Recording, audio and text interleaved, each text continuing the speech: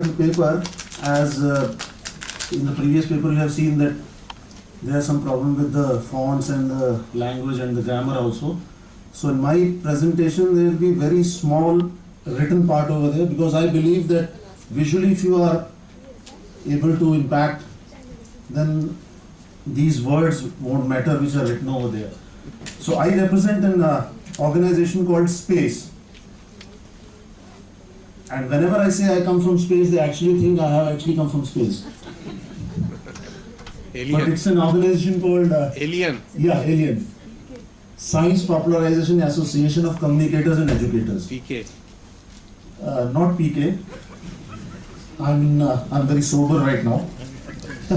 So our organization, it's a thing which has to be outside, around you. We took this picture of solar eclipse, March 20th, 2007 from India Gate. You can see India Gate in the fog over there, and you can see people running away, isn't it? Yes. So if you show this picture to any of the astrologers, they would say, we told you that the eclipses are bad. People are running away from the sun, isn't it? In English, science हमें एक progressive और एक international उससे जोड़ती है, तो English आना एक मस्ट है. स्कूल्स में भी हम लोग कोशिश करते हैं कि बच्चों को इंग्लिश स्पीकिंग पे जोर दिया जाए, लेकिन प्रॉब्लम कहाँ आती है, जहाँ हम उसको ट्रांसलेट करते हैं उसका जो है कई बार सार या मेटाफोर्स की प्रॉब्लम की वजह से उसका पूरा मीनिंग चेंज हो जाता है, जिससे साइंस कम्युनिकेशन में पर्टिकुलरली मिसरिप्रेजेंटेशन या जो सूचना का कहते हैं कि उसका जो क्रक्स चला जाता है या उसका भाव चेंज हो जाता है. तो इस चीज का हमें बहुत ध्यान रखना चाहिए. साइंटिस्ट जो है उन्होंने अपना सारा टाइम जो है डिवोट किया है in the lab. They don't focus on, scientists are not good communicators. I would like to point, which otherwise is not एक अच्छा स्टेटमेंट नहीं है, लेकिन साइंटिस्ट अपनी कम्युनिकेशन स्किल्स के ऊपर इतना ज्यादा वर्क नहीं करते हैं. वही ये प्रॉब्लम आती है कि वो डाटा को ट्रांसलेट करने में बहुत ज्यादा प्रॉब्लम आती है. तो साइंटिस्ट अपनी लैंग्वेज पे थोड़ा सा ध्यान रखें. और रीजनल लैंग्वेजेस की बात की है, हाँ, हमें अगर इंडिया में इतनी सारी भाषाएं डायलेक्ट्स हैं, वहाँ अगर हमें ग्रास रूट लेवल तक पहुंचना है तो ऑब्वियसली हमें रीजनल लैंग्वेजेस का सहारा लेना पड़ेगा. स्पेशली अगर हम कृषि की, आंगनबाड़ी के या पोषण की और स्वास्थ्य की बात करना चाहते हैं, तो हम मध्यम वर्ग से लेकर जो निचले वर्ग के लोगों तक पहुंचने की जहां तक बात है, वहां हमें इसी तरह से चलना पड़ेगा. और मुझे लगता है एक हमने बहुत महत्वपूर्ण एक एक्सपेक्ट इस सेशन में मिस कर दिया, वो था मोबाइल के थ्रू साइंस कम्युनिकेशन का यूज करना. आजकल आप देखेंगे इवन एक घर की मेड हो या एक रिक्शे वाला हो, उसके पास भी एक मोबाइल है, और वो वैसे चाहे टेक्निकलिटीज इतनी नहीं जानता है, लेकिन उस पे उसको नंबर भी डायल करना आता है, और उस पे अगर कोई एसएमएस भी आता है तो वो उसको अच्छे से चलाना जानता है. तो जहाँ किसी ने एक मेंशन की थी बात की, जो उसके काम की चीज है वो उसको आराम से समझ में आती है, बाकी टेक्निकलिटीज से उसका मतलब नहीं है.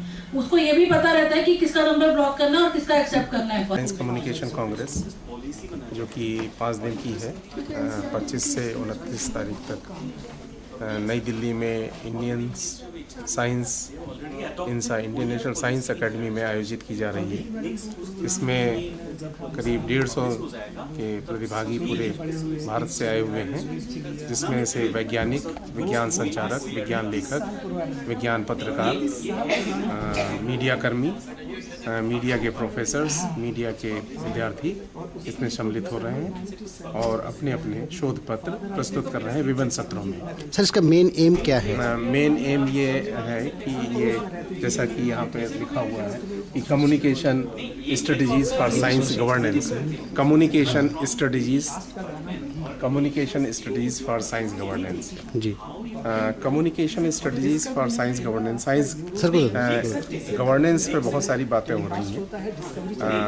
Communication strategies for science governance एक बिल्कुल नई विषय वस्तु सामने उभर करके आई है.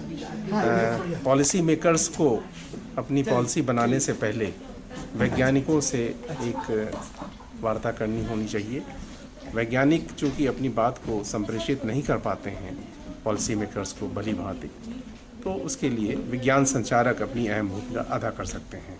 सर, कहीं ना कहीं बात उभर के आती है, भूमिका अदा कर सकते हैं. कहीं ना कहीं एक बात उभर के आती है कि आज हमारे पास मैथमेटिक्स का ले लीजिए या वैज्ञानिक या साइंस टेक्नोलॉजी का ले लीजिए कि हम थोड़ा सा एक दुराव महसूस करते हैं. तो उसको पाटने के लिए ऐसे सेमिनार्स की क्या कुछ महत्वपूर्ण भूमिका और क्या कुछ भूमिका निभा सकते हैं?